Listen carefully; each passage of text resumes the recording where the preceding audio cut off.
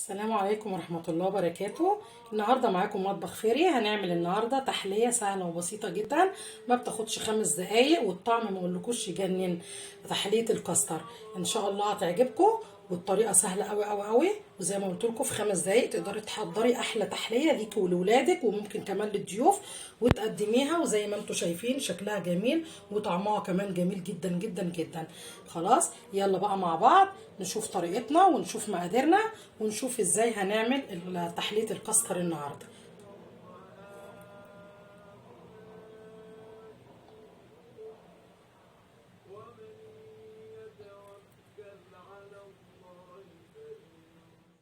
وهي بقى يا حبايبي المقادير اللي هنعمل بيها تحلية الكاستر بتاعتنا النهارده جميلة جدا وان شاء الله هتعجبكم.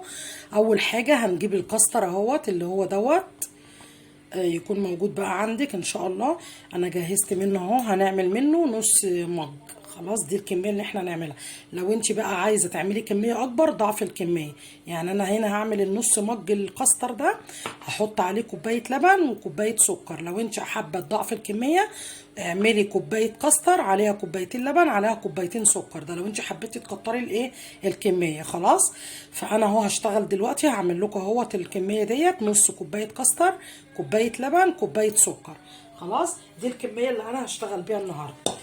اول حاجه هنجيب بقى حله اهيت او اي بقى حاجه تحبي تشتغلي فيها، وهننزل بقى بالكاستر اللي عندنا اهو، النص مج كاستر اللي عندنا اهو نزلت بيه. بعد كده هحط عليه السكر اهو. بعد كده هنزل عليه باللبن، ممكن لبن بودره، يعني انت اللي عاوزه تحطي في الوصفه لبن بودره مفيش اي مشكله، لكن انا هحط لبن عادي. خلاص دي الكميه اللي انا عملتها اهيت. خلاص حطيت كل المقادير على بعض، واجيب بقى كده المضرب وتاني اضرب فيهم كويس قوي كده، ادوبهم مع بعض كويس قبل ايه ما ابتدي بعد كده احط المقادير.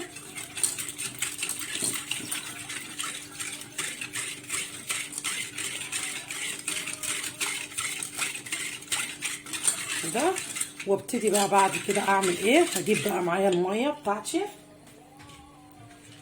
اهو، وابتدي احط ايه 5 كوبايات ميه. ادي كوبايه، ادي 2،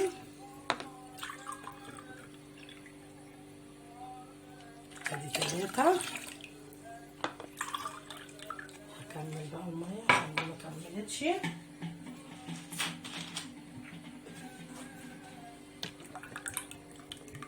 ادي كده 4،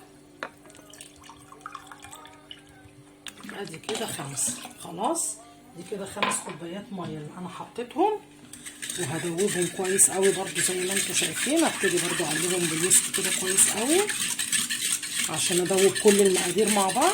وبعد كده بقى هنروح ايه نرفعها على النار ونشوف بقى لما تخلص اهي. يلا بينا بقى نروح نرفعها على النار بعد ما قلبناها كويس، دمجنا كل المقادير وخلطناها مع بعض كويس. نبتدي بقى نروح بيها ايه على النار نرفعها. يلا بينا اهو يا حبايبي بقى رفعتها على النار زي ما انتم شايفين. هتني برضو اقلب فيها كويس طول ما انا واقفه كده ماسكه الويسك وشغاله تقليب فيها عشان السكر يدوب معايا كويس، وكمان عشان ما تعملش تكتلات مني. افضل اقلب فيها كده لحد ما تديني بقى القوام ايه المظبوط. بصوا يا بنات هي ابتدت اهيت خلاص كده عملت معايا، بس انا عايزه قوامها يطلع اكتر من كده. الميه طلعت بقى كتير، هو احنا ممكن بقى نظبط اللي احنا كل معلقه كاستر نحط لها كوبايه ميه. فانا بصوا بقى جبت ايه حبه ميه صغيرين خالص، يعني بصي حاجه بسيطه جدا، ودوبت فيها معلقه كاستر تاني اهي. اقلبها كويس في الكوبايه عشان بس انا عايزه قوامها تقيل شويه عن كده، تبقى زي المهلبيه. خلاص قلبتها كويس كده، انزل بقى بيها اهي، وابتدي بقى اقلب كويس. ايوه كده كده قوامها اتظبط معايا اهو.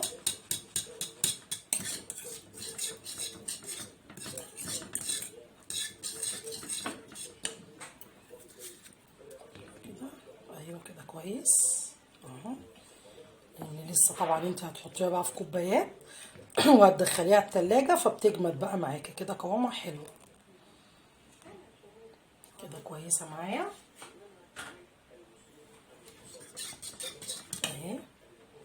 يا دوب بقى كده هتقلب قلبتين واطفي بقى عليها. اهم حاجة التقليب عشان ما يبقاش عندك تكتلات، تطلع معاكي ناعمة كده وجميلة اهي. وكده خلصت كده معايا زي ما انتم شايفين اهي. بصوا بتقلب ازاي كده. خلاص كده اطفي بقى عليها النار واشيلها. وهي حبايبي بعد ما طفينا بقى عليها النار اهو، اقلبها برده كويس قوي كده اهي. ونبتدي بقى نصبها بقى ايه في الاطباق، في الكاسات، الكوبايات اللي انت بقى تحبيه اهو. نبتدي بقى نجيب كده الكوبايات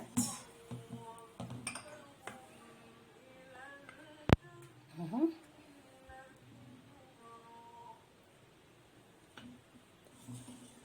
وابتدي بقى ايه احط كده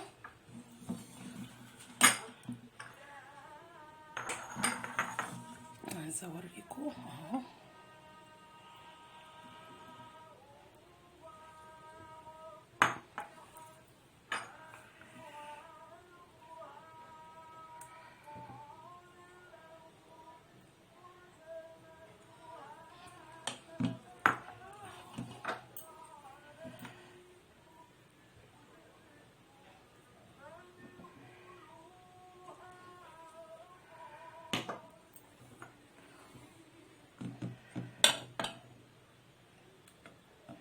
حلوه قوي قوي. وزي ما انتم شايفين ما خدتش 5 دقايق. تعمليها في 5 دقايق ما بتاخدش وقت. احط لكم كمان في اطباق اهو.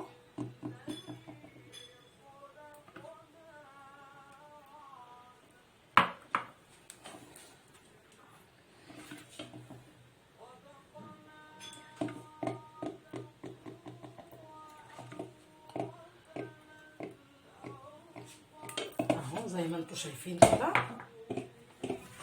اهو. وكده اهي خلصت. نبتدي بقى ايه بقى، عندك اي تزيين بقى زينيها. بصوا انا مجهزه عندي فستق اهوت مكسراه، وعندي مكسرات بقى مشكله عين جمل على بندق على لوز، وعندي كمان جوز الهند اهو. وبصي شكلي اي بقى حاجه. التزيين ده بقى بيرجع لك انت، يعني اللي انت تحبي بقى تزيني بيه زيني بيه. اما خلاص واعملي بقى التزيين اللي يعجبك. حطي لو عندك فواكه مجففه، عايزه تحطي كريز، يعني باي حاجه. بصي التزيين ده بقى يرجع لك انت، اعملي الحاجه اللي تحبيها.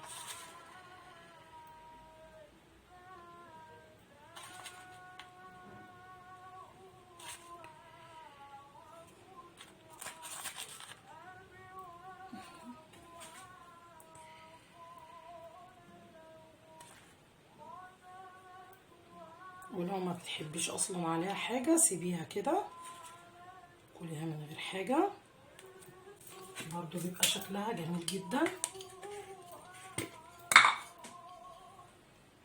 ودي جوز الهند.